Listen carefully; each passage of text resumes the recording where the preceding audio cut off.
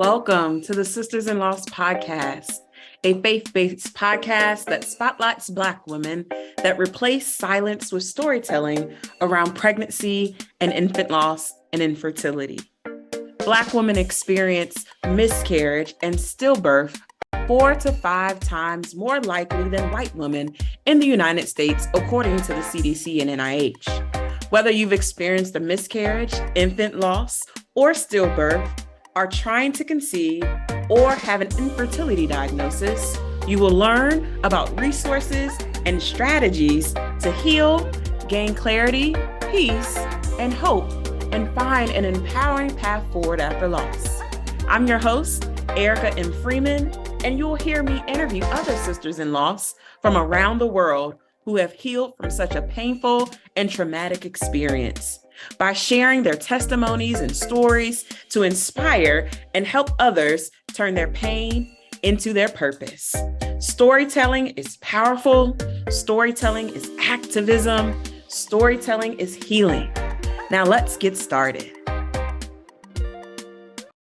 Welcome back to the Sisters in Loss podcast. This is your girl, Erica Michelle, back with another solo episode. I think I've been cranking them out in between time as I've had some extra downtime doing work or what have you.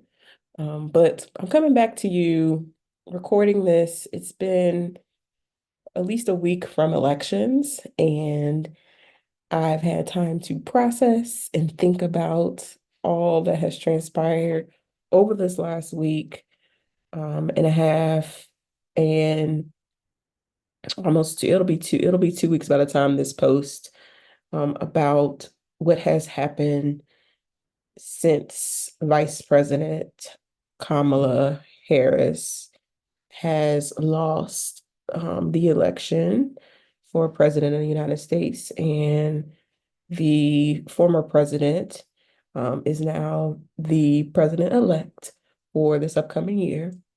So much has changed. Everyone who has booked tickets and flights to DC to come hang with me for inauguration has quickly unbooked those flights or rerouted those flights to other things, got their flight credits, unbooked hotels. Like, it's crazy how fast that happened. As soon as people knew that it was announced that that other man was becoming president again. I think I also was out of the country. I did that purposely. I knew last year, or maybe the beginning of this year, that I was going to be booking a ticket to go to the South Pacific for the election time frame. I knew that trip started actually on November 5th, so I knew I was going to probably be en route for this 24-hour, 18 to 24-hour trip, plane rides to the South Pacific. And I knew that on election day that I would be in this dream vacation place, bucket list trip. So I knew that even in a bad outcome, that I would still be surrounded by community, surrounded by people that I loved, and people who love travel just like I do, and we could process all that occurred together, good or bad. And I'm so grateful I did that. I'm so grateful I booked a vacation that week and was not physically in the office. I didn't have to worry about being on calls and hearing people rant, especially in my day job, let alone be connected on social media or be physically in the States where I could actually turn on the TV and see the back and forth about what happened and what did not happen, and the back and forth of blaming certain ethnic groups on why they didn't show up for her in this election cycle. So I'm happy that I wasn't here. Obviously, I still saw a lot of it through social media, but I'm happy that I wasn't physically here and I could come back from my vacation with a clear mind about all of that. But it doesn't mean that I didn't grieve. It doesn't mean that I didn't cry. It doesn't mean that I did not lament and wasn't sorrowful about what it means. It felt like a big blow, not only to what she represented for us as Black women, but also it felt like a big blow for what it meant to be a woman in leadership, a Black woman in leadership. There have been many a times in my own career journey where I felt um, overqualified for many jobs and was never even given the opportunity to go to that next level because somebody white and male was a better choice because they were single, they were young, and the leaders felt like they had no kids, and the leaders felt like they were more flexible in being able to move. Um, the unfortunate part is that in corporate America, especially in the world that I work in and my day job as an engineer, that many times when you are um, in these corporate spaces, that if you overperform and do extremely well, um, but you go home, you don't go to all the extracurricular events after work, you may not stand at the coffee pot or the water cooler to socialize, that is looked as if you aren't a team player. And what's more unfortunate is that those individuals who do all of that may still be lacking in the quality and quantity of the work they produce, but they're seen as more as team players and leaders to leadership because that correlates to them being more liked, and more adaptable and more coachable. So they get promoted faster through the rankings compared to someone who does not do those things. I've always read this book, Nice Girls Don't Get the Corner Office, um, The Year of Yes, um, You Are a Badass. There are so many books, women's empowerment books out there that I absolutely love that help have reshaped my thought process on how I show up at work, and how I apply my excellency in everything that I do. So to see Kamala, who is the sitting vice president, um, get denied the opportunity based on not only her qualifications, but because she's Black and because she's woman, hit me hard because I too, and have been in those shoes where I know that I was the right candidate for many jobs, but I was definitely overlooked and passed by because I'm a Black woman.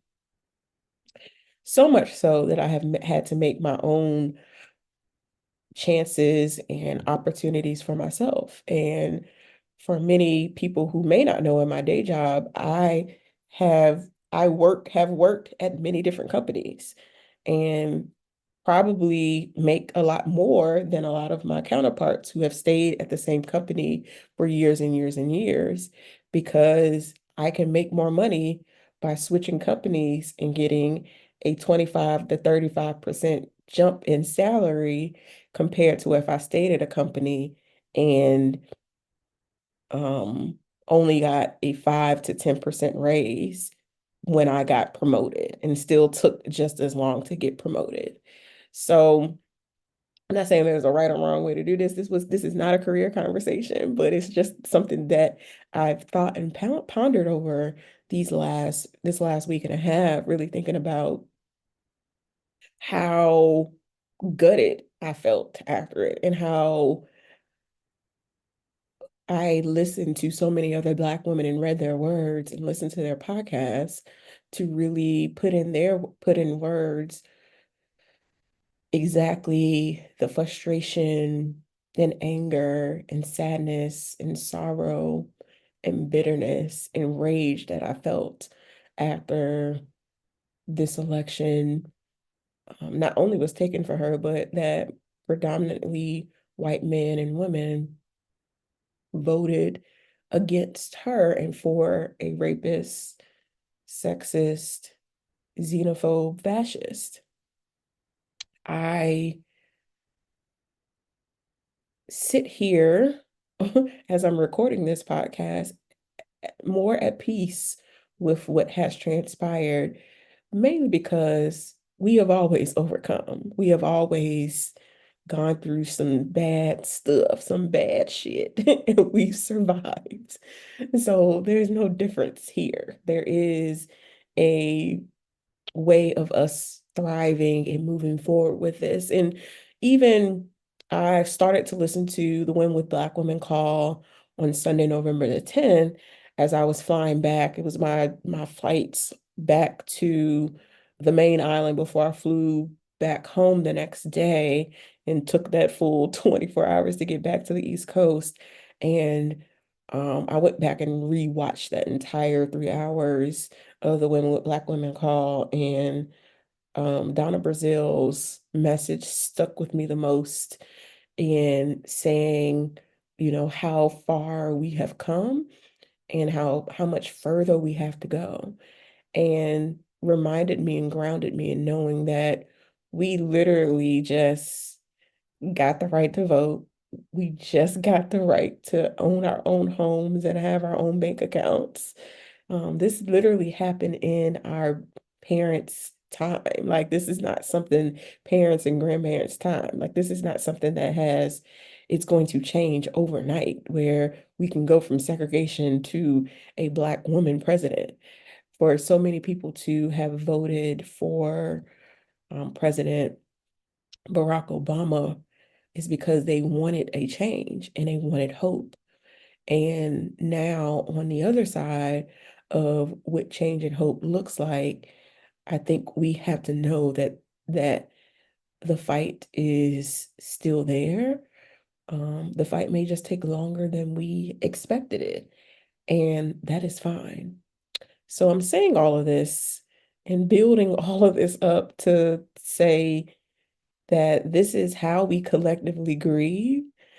I didn't know how much I needed to hear voices of other Black women who um, share openly and vulnerably and transparently on their um, social media or on their own individual podcast.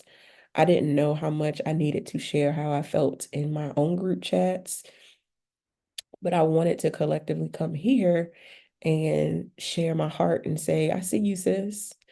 Like, I understand that how much this affects us as Black women. I understand how much this affects us as Black mothers to be, as those who are going through trying to get pregnant, staying pregnant, trying to bring a healthy baby home from the hospital, those of us who are going through fertility treatments, those of us who have so many strict abortion bans that are in our states, and the preemptive thing of what abortion could look like in the future if they vote to ban abortions across the country. I see you. I get you. I hope that you've had time to grieve and mourn. And this is my outward expression now, mourning and saying, hey, I'm at peace with this decision, because you know what? I got fight in me still. And I'm going to still fight. I'm going to still share our stories. And I'm not going to rest until we get full liberation and freedom that we deserve as Black women.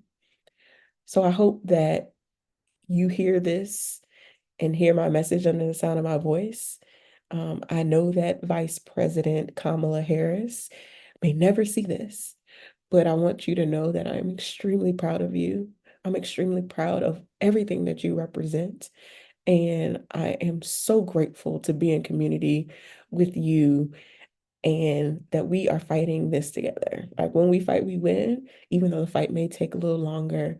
And I hope that you know that you are the beacon of light that we needed when we were in this dark space. I love you all for listening, and I thank you all for watching, and I will talk to you soon. Bye, everybody. Thank you for listening to today's episode. For show notes, go to sistersinloss.com to stay connected with us and join the Sisters in Loss community and receive my weekly newsletter. Please go to sistersinloss.com/newsletter. That is sistersinloss.com/newsletter. Please rate and review this episode, and I will talk to you next week.